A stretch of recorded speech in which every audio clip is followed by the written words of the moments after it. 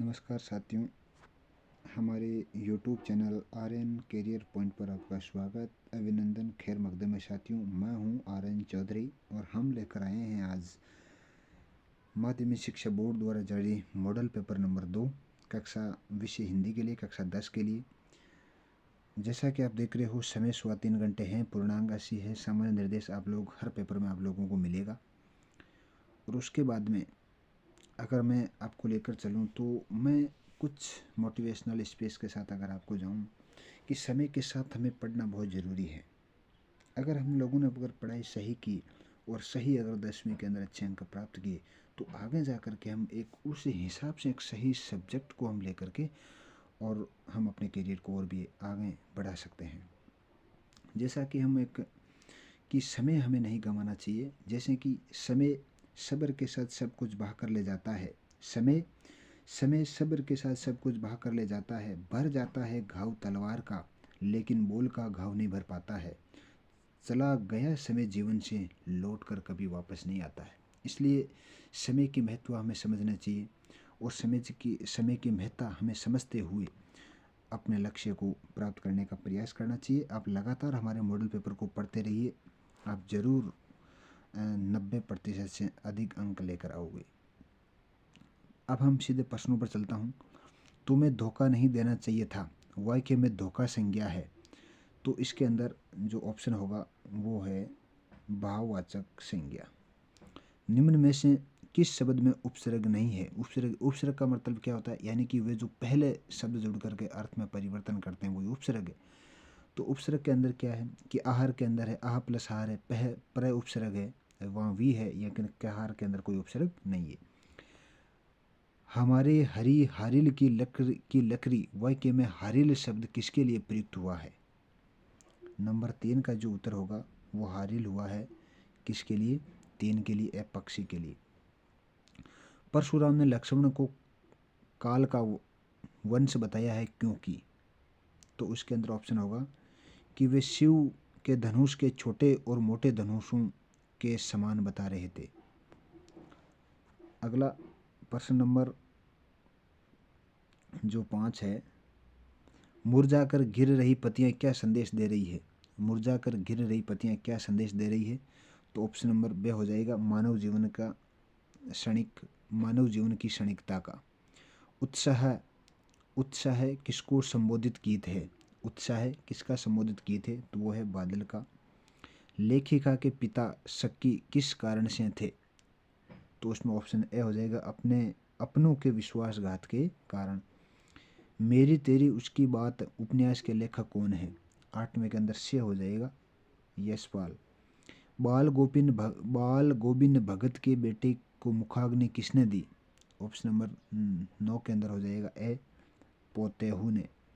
वे लंगड़ा क्या जाएगा फौज में, इसमें लंगड़ा किसके लिए शब्द प्रयुक्त हुआ है? कैप्टन के लिए। अगला प्रश्न नंबर जो 11 है, माँ ने भोलेनाथ के घावों पर क्या लगाया? तो ऑप्शन नंबर दे पीसी हुई हल्दी। लेखिका ने गंगटों को किसका शहर कहा गया है? तो उसमें ऑप्शन ए हो जाएगा मेहनतकश बदमाशों का। उसी तरह से रिक्त स्थान की पूर्ति वाले प्रश्न भी है। आपको अच्छी तरीके से एक मॉडल को सही सकारात्मक रूप से पढ़ना है ताकि आप लोग अच्छी तरीके से सफल हो जाए। मैं शब्द जो किसी वस्तु पदार्थ या तौल या माप का बोध कराते हैं उसे क्या कहा जाता है? उसको द्रव्यवाचक संज्ञा कहते हैं। उसको क्या कहते हैं? द्रव्यवाचक। जहाँ दो वस्तुओं या व्यक्तियों की तुलना करके एक दूसरे से अधिक या कम बताया जाता है वहाँ विशेषण होती है, तो वहाँ होती उत्तम अवस्था होती है। जो अवयव शब्द क्रिया की विशेषता का बोध कराते हैं उन्हें क्या कहा जाता है? उसे क्रिया विशेषण कहते हैं। नंबर हिंदी में प्रचलित उपसर्गों का मुख्य भागों में बांटा जाता है। तो नंबर 4 के अंदर हो जाएगा 4 भागों के अंदर। जहाँ पर विसर्ग का लोप होकर उसके स्थान पर नया वर्ण आ जाता है उसे क्या कहते हैं? नंबर 5 के अंदर हो जाएगा विसर्ग कहते हैं। द्वंद्व समास के दोनों पद प्रधान तथा उनके बीच में शब्द का लोप हो जाता है उसे क्या कहते हैं? तो वो हो जाएगा आपके 6वें के अंदर। द्वंद्व समास में दोनों पद और उसके बीच में और या शब्द लोप हो जाता है, तो इसके अंदर हो जाता है शब्द है वो। नीचे भी जैसे प्रत्येक खंड खत्म होगा तो उसके बाद में इनके उत्तर भी मिलेंगे, वो भी आपको ध्यानपूर्वक पढ़ना। अब आपको एक अपठित गद्यांश है, गद्यांश को आप अच्छी तरीके से पढ़ना है और उसके बाद में आपको यहाँ उत्तर तक जाना है। जैसे कि गद्यांश पूरा होता है, प्रस्तुत गद्यांश का उचित शीर्षक लिखना है। तो अनुशासन का महत्व, इसका जो मुख्य क्या हो जाएगा, अनुशासन का महत्व या अनुशासन की उपयोगिता। अनुशासन कितने प्रकार का होता है, तो अनुशासन 2 प्रकार, आत्म अनुशासन और बाह्य अनुशासन। व्यक्ति के जीवन में सघन साधन काल किसे बताया गया है, तो विद्यार्थी के जीवन में व्यक्ति के जीवन का सघन स्थान बताया गया है। तो ये सारे नीचे आपको उत्तर भी मिलेंगे। अपठित पद्यांश भी आपको अच्छी तरीके से पढ़ना है और उसके बाद में आपको ये प्रश्न पर जाना है कि प्रस्तुत पद्यांश में उचित शीर्षक लिखना है। तो झांसी की रानी समाधि या लक्ष्मीबाई की समाधि का महत्व। रानी की समाधि को किसका प्रतीक बताया गया है, तो रानी की समाधि को स्वतंत्रता एवं वीरता का प्रतीक बताया गया है। वीरों का मान सम्मान कब बढ़ जाता है, वीरों का मान सम्मान युद्ध में प्राणों की आहुति दे देने से बढ़ जाता है। समाधि में किसकी राख की ढेरी छिपी हुई, उनकी विशेषता बताई। रानी लक्ष्मीबाई की राख की यानी कि राख छिपी हुई थी, उसके मर्दानी, बीरबाला, स्वतंत्रता और आशा की किरण की विशेषताएं थी। तो ये सारे अब आपको यानी कि सभी खंडों के, जैसे मान लिया कि एक खंड हमारा खत्म हो रहा है तो एक खंड के बाद में यहाँ पर सबके आपको उत्तर मिलने वाले हैं। उत्तर आपको आराम से देखना है। सबके प्रश्न नंबर 4 जो पद्यांश है उनके भी उत्तर है। अब आपके खंड बे के अंदर आएगा खंड जो, इसके उत्तर आराम से देख लीजिएगा आप, कोई जल्दीबाजी नहीं। 4 नंबर के जितने भी 6 क्वेश्चन है उनके उत्तर है। अब आ जाएगा खंड बे। खंड बे के अंदर क्या है कि निम्नलिखित लघुरात्मक प्रश्न लिखना है कि महजब के प्रति समर्पित बिस्मिल्लाह खां काशी से बाहर होने पर बाबा विश्वनाथ के प्रति अपनी श्रद्धा किस प्रकार व्यक्त की। तो इसमें है कि महज के प्रति समर्पित बिस्मिल्लाह खां काशी के बाहर होने पर बाबा विश्वनाथ बालाजी मंदिर की दिशा की ओर मुँह करके बैठते थे और उसने कुछ क्षण के लिए वे शहनाई में घुमाकर बजाते। इस तरह से शहनाई वादन के माध्यम से अपनी श्रद्धा को आस्था प्रकट करते थे। लेखक किस बात से भयभीत थे और उसके भय को दूर करने के लिए क्या सुझाव देना उचित है। लेखक को बढ़ती हुई यानी असंस्कृति की भावना से भयभीत है क्योंकि मानव संस्कृति की ओर से अनर्थ हो जाता है और ये स्थिति उसके भय को दूर करने का सुझाव है और ये वैज्ञानिक विकास कल्याणकारी भावनाओं को लेकर यानी कि वो बहुत आते। फसल कविता को प्रतिपाद लिखना है। फसल कविता में कवि ने बतलाया कि फसल के अनेक सामूहिक प्रयासों को सुखद परिणीत है, उनके प्राकृतिक स्रोत और मानव श्रम सम्मिलित प्रयास के रूप में समाहित होते हैं और समुचित सहयोग से ही फसल उगती और बढ़ती है। अगला प्रश्न है क्रोध पर विनय और व्यंग्य को अलग अलग प्रभाव कैसे पड़ता है। राम लक्ष्मण परशुराम संवाद के आधार पर आपको लिखना है। विनय क्रोध को शांत करता है और व्यंग्य क्रोध को भड़काता है। लक्ष्मण परशुराम जैसे के प्रति जैसे जैसे व्यंग्यपूर्ण कथन करते हैं वैसे वैसे परशुराम का क्रोध बढ़ता है और उनके विपरीत श्री राम की विनयपूर्वक वाणी को क्रोध शांत कर देती है। महतारी के हाथ से खाने पर बच्चों का पेट भी भरता है, ऐसा क्यों कहा गया। माता का अंचल अध्याय के आधार पर आपको लिखना है। बहुत शानदार पाठ है, ये आपके मोस्ट इम्पोर्टेंट भी है। कक्षा अभी उत्तर भी आपको जैसे प्रत्येक खंड खत्म होता है उसके बाद मिलने वाले। नारगे ने धर्म चक्र की क्या विशेषता बताई। साना साना हाथ जोड़े अध्याय के आधार पर आपको लिखना है। अगला 10वां क्वेश्चन है नारगे ने धर्म चक्र की क्या विशेषता बताई। साना साना हाथ जोड़ी अध्याय के आधार पर आपको लिखना है। इसके अंदर के लेखा का पूर्व उत्तर भारत के सिक्किम राज्य की राजधानी गंगटोक गई और वहाँ पर एक कुटिया का घूमता चक्र देखा। पूछने पर नारगे ने बताया कि यह धर्म चक्र है और प्रेयर वहील इसको घुमाने से सारे पाप धुल जाते हैं। सब कुछ होम कर देना मुहावरे का अर्थ क्या है। सब कुछ होम कर देना है कि सर्वस्व बलिदान कर देना। खंड जो बे है उनका प्रश्न नंबर 5 है कि महज के प्रति समर्पित बिस्मिल्लाह खां काशी बाहर होने से बाबा विश्वनाथ बालाजी मंदिर की दशा के मुँह करके बैठते हैं। ये सारे उत्तर भी हैं। तो ये उत्तर आपको खंड बे को अच्छे तरीके से देखना है।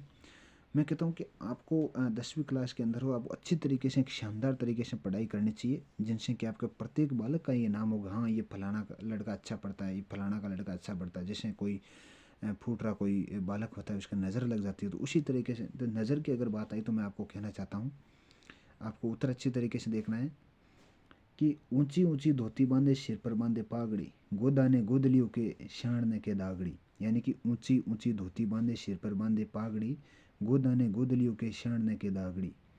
तीनों टेम रोटी खावे घनी पीवे राबड़ी, तीनों टेम रोटी खावे घनी पीवे राबड़ी, टाबरा के नजर ने लागे कमर पर बांधे तागड़ी। यानी कि नज़र लगे तो वहाँ पर कमर पर क्या तागड़ी बांध दी जाती थी। ये उत्तर आपको अच्छी तरीके से देखना है।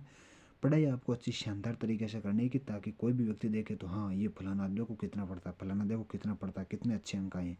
तो ये खंड 6 के आपको मैं लेकर चलूँगा। निम्नलिखित पढ़ित गद्यांश को ध्यानपूर्वक प्रश्नों के उत्तर अपनी उत्तर पुस्तिका में लिखिए। जब रंगों में लहू जग लावा बेता हो सारे निषेध, सारी वर्जनाएं सारा भय कैसे ध्वस्त हो जाता है, ये तभी जाना जाता है जब क्रोध को सबको थर थर देने वाले पिताजी से टक्कर लेने को जो सिलसिला तब शुरू होता है। था राजेंद्र की शादी थी तब वे चलता ही रहा, यश कामना बल्कि कहूँ यश लीप्सा मात पिताजी को। ये आपको यानी गद्यांश आपको अच्छी तरीके से पढ़ना है, इसके उत्तर देना है। जब रंगों में लहू की जगह लावा बहता हो तो परिणाम क्या निकलते हैं। तो इसके ऐसी स्थिति में सारे निषेध, सारी विरजनाएं और सारा भय और ध्वस्त होकर समाप्त हो जाते हैं।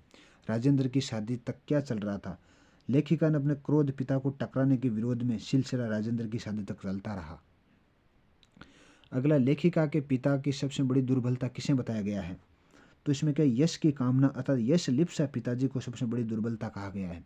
पिताजी के जीवन में मूल केंद्र किसे माना गया है। तो इसके अंदर है कि उसका सिद्धांत था कि प्रत्येक व्यक्ति विशिष्ट बनकर जीना चाहिए और जिनसे उसका नाम, सम्मान, प्रतिष्ठा और वर्चस्व बनता रहे। अथवा के अंदर भी है, ये भी आपको गद्यांश अच्छी तरीके से पढ़ना है। इनके उत्तर तक मैं चलता हूँ।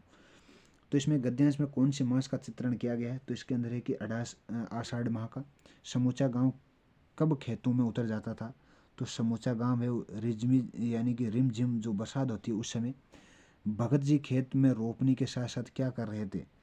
तो ये भी आपको अच्छी तरीके से उत्तर को देखना है। इसके अंदर भगत जी खेत के अंदर साथ साथ यानी कि कंड के साथ साथ शब्द को संगीत जीने का बड़ा चढ़ाकर यानी संगीत की बातें वो कर रहे थे।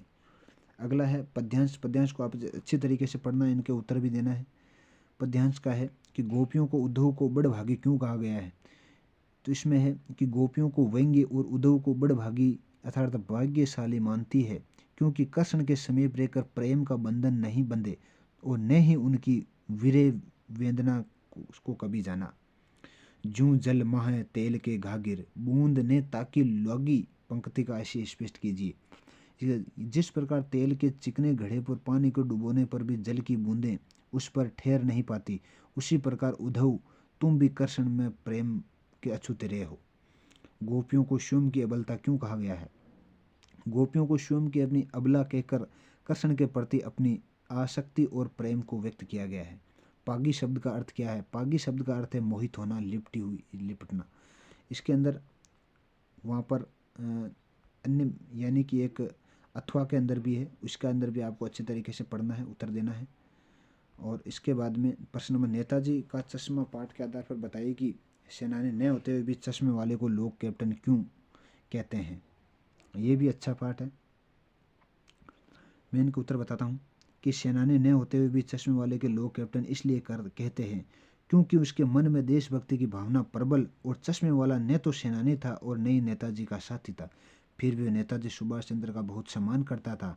वे सुभाष चंद्र बोस के बिना चश्मे वाली मूर्ति को देखकर आहत था, इसलिए वे अपनी और नेताजी की मूर्ति पर चश्मा लगाता था और देशभक्तों के प्रति उनका आदर, प्रेम, समर्पण दर्शाता था। नाना साहब को अपनी खानदानी और रईस होने का भाव किस प्रकार प्रकट किया। लखनवी अंदाज के अंदर आपको इसका उत्तर भी देना है। फसल को हाथों को स्पर्श, गरिमा और महिमा कहकर कवि क्या कहना चाहता है। संगीत के माध्यम से कवि किस प्रकार पंक्तियों की ओर संकेत करना चाहता है। खंड 6 के उत्तर देखो यहाँ है। तो उत्तर आपको अच्छी तरीके से पढ़ना है और उत्तरों तक जाने के लिए आपको प्रत्येक जैसे खंड खत्म होता है उसके बाद में आपको उत्तर भी मिलते हैं, तो आपको उत्तर को भी अच्छी तरीके से पढ़ना है। प्रश्न नंबर 13 के जितने भी प्रश्न हैं उनके भी उत्तर आपको देखना है। आपको पढ़ाई बहुत अच्छी करनी है, ताकि अगर आप सभी मॉडल पेपर अगर पढ़ते हो तो ये मेरा विश्वास है कि आप 90% से ज़्यादा अंक ला सकते हो। तो आपको मॉडल पेपर भी अच्छी तरीके से आप पढ़ना है, ज़्यादा से ज़्यादा आप लोगों को पढ़ना है, जिनसे कि अब खंड दे आ जाएगा। कवि मंगलेश डबराल का जीवन परिचय संक्षेप में लिखना है। रामवृक्ष बेनीपुरी का जीवन भी कर्तृत्व संक्षेप में लिखना है। ये सारी चीज़ें भी आपको लिखना है। माता के अंचल पाठ में भोलेनाथ द्वारा चूहे के बिल में पानी डालना बच्चों को किस मनोवृत्ति को प्रकट करता है? लेखक के अनुसार प्रत्यक्ष अनुभव की अपेक्षा अनुभूति किसके लेखन में कहीं अधिक मदद करती है? तो ये भी आपको अच्छी तरीके से प्रत्येक पाठ को पढ़ते हुए, यानी कि ये बहुत मोस्ट इम्पोर्टेंट पर्सन है, जो कि आपके मुझे लगता है कि 90% पेपर इन्हीं मॉडल पेपरों में से उठने वाला है। फिर बाद में 18 निम्नलिखित विषय पर एक आपको लगभग 3 निबंध भी लिखना है ना। तो निबंध चुनाव का दृश्य यानी कि प्रस्तावना, लोकतंत्र की भूमिका है, चुनाव के दिनों में दिखाई देने वाले दृश्य, मतदान केंद्रों का दृश्य, राजनीतिक दल, राजस्थान में बढ़ता जल संकट, ये भी बहुत इम्पोर्टेंट निबंध है। मोबाइल फ़ोन छात्र के लिए वरदान या अभिशाप, ये भी बहुत इम्पोर्टेंट निबंध है। यदि मैं भारत का प्रधानमंत्री होता तो मैं क्या क्या करता, ये भी इम्पोर्टेंट है। तो यहाँ अब आपको 1919 जो प्रश्न है वो है, स्वयं को रजनीश निवासी रतलाम मानकर अपने क्षेत्र में विद्युत अभियंता की बोर्ड की परीक्षा की तैयारी हेतु विद्युत आपूर्ति नियमित एवं पर्याप्त रूप से करवाने तो अनुरोध पत्र भी आपको लिखना है। स्वयं को बापू नगर निवासी हिमांशु मारकर शैक्षणिक भ्रमण वर्णन करते हुए अपने पितृ प्रियांशु को एक पत्र भी लिखना है। तो इस तरीके से ये आपको 20वां आपके विद्यालय में SUPW शिविर अनुपयोगी सामग्री निर्मित हेतु उपयोगी सामग्री बिक्री हेतु विज्ञापन तैयार करना है। तो ये आपको अच्छी तरीके से विज्ञापन भी एक तैयार करना है। अगला है खंड दे का जो उत्तर, तो कवि मंगलेश डबराल का जन्म 1948 में टिहरी गांव उत्तराचल यानी कि काफलापानी में गांव में हुआ था। शिक्षा दीक्षा देहरादून दिल्ली में आकर के उसने अनेक समाचार पत्रों का संपादन कार्य किया। तो कवि मंगलेश का जो जीवन परिचय बहुत अच्छी तरीके से हमें तैयार करना है। जैसे राम वृक्ष बेनीपुरी जी का भी जीवन आया है हमारे प्रश्न के अंदर है। तो बिहार बेनीपुर 1899 में ये मैट्रिक पास कर स्वतंत्रता आंदोलन से जुड़ गए। 15 वर्ष की आयु में इनकी रचनाएं पत्र लिखे और गद्य पद्य की विधाओं पे उसने लिखे हैं। माता के अंचल पाठ के आधार पर भी आपको अच्छी तरीके से तैयार करना है। अब आपको चुनाव का जो दृश्य है उसके आधार पर प्रस्तावना, आपको किस तरह से चुनाव के अंदर के लोकतंत्र की क्या क्या भूमिका है, तो वो आपको एक अच्छी तरीके से पढ़ना है और तैयार करना। चुनाव के दिनों में दिखाई देने वाले दृश्य, हम क्या क्या देखते हैं, पार्टियों को देखते हैं, लोग लुभावने वादे करते हैं, तो ये सारी चीज़ें। मतदान केंद्र का दृश्य और राजनीतिक दल भी आपको देखना है। और इसके बाद में आपको 19वां प्रश्न जो बिजली आपूर्ति के संबंध में था, तो आपको सेवा में विद्युत अभियंता महोदय विद्युत कार्यालय रतलाम, विषय क्या है, बोर्ड परीक्षा की तैयारी तो विद्युत आपूर्ति नियमित करवाने के लिए मान्यवर। तो आपको अच्छी तरीके से पढ़ना है और उत्तर देना है। तो इस तरह से आपका ये था आज का मॉडल पेपर। मॉडल पेपर को एक बहुत ही अच्छी तरीके से आपको तैयार करना है।